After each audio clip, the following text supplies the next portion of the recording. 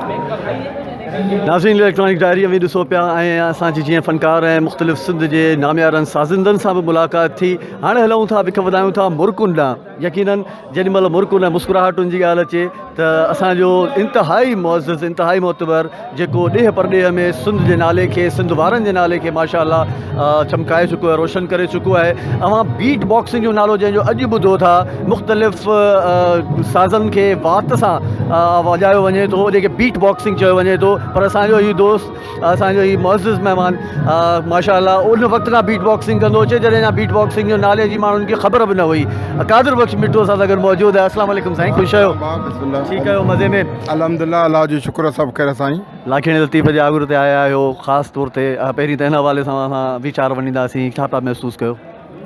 पहिरीं त culture department जो शुक्रगुज़ार आहियां, सॼे अमले जो, ख़ासि करे साईं सरदार शाह साहब साहिबु जेको असांजो कल्चर डिपार्टमेंट जो वज़ीर 2017 में मूंखे शाल ते विवाह ॾिनो, जेको बिलावल भुट्टे साहिब जे हथां ॾियारियऊं।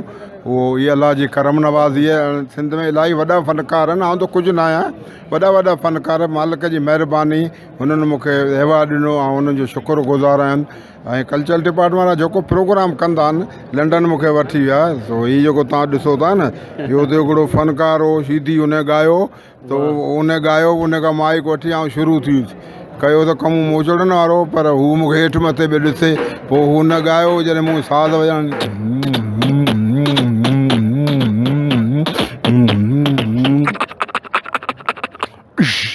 Walisi kama oda lakade chi pala tende ora le baba le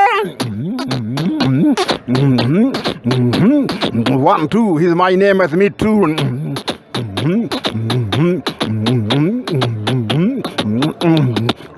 1 2 3 ye go to मुझे कोट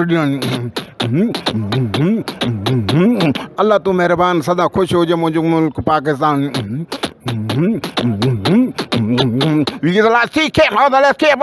भरे वजे घोड़ा पोइ हू जॾहिं फ़नकार ॾिठे मूंखे अॻियां टोपी जेके रखी हुन में पैसा मिलिया, उहे पैसा खणी मूंखे ॾिनई, हुनखे जेके पैसा मिलिया उहो मुंहिंजे खीसे में अथई, हीअ विगी मूंखे ॾिनई, मूंखे टोपी ॾिनई। हा चई very good perform, very good. हीअं करे मूंखे चई वात खोल, वात में छा अथई? मुंहिंजो ॾंदनि। हा भाई वरी पेन विझो, ॾिसे पियो, हीअं करे मूंखे पेन विधई, मूंखे उहो इन करे इहे वधी अलाह जी महिरबानी, हुन मालिक जी महिरबानी। माण्हू सोचे बि नथो सघे हिन स्टेट ॾींदो, पर रब जंहिंखे नवाज़े हुन मालिक आहे, हुन जूं महिरबानियूं आहिनि। ऐं मुंहिंजो इहो ई बसि हिकिड़ो नौजवान लाइ हिकिड़ो पैगाम आहे त ज़िंदगी अलाह जे तरफ़ां हिकिड़ी नेमत आहे न, जेतिरो थी सघे पाण खे नशे खां बचायो, नशे सां नफ़रत करियो, इल्म सां मोहबत करियो, नियाणियूं पढ़ायो, पुट पढ़ायो, जो इल्मु उहो ज़ेवर आहे जेको चोरी कोन थो थी सघे। अलाह साईं तव्हांखे सदा ख़ुशि रखंदो। कादिर बख़्श मिठू, इहो ई पैगाम। ख़ुशि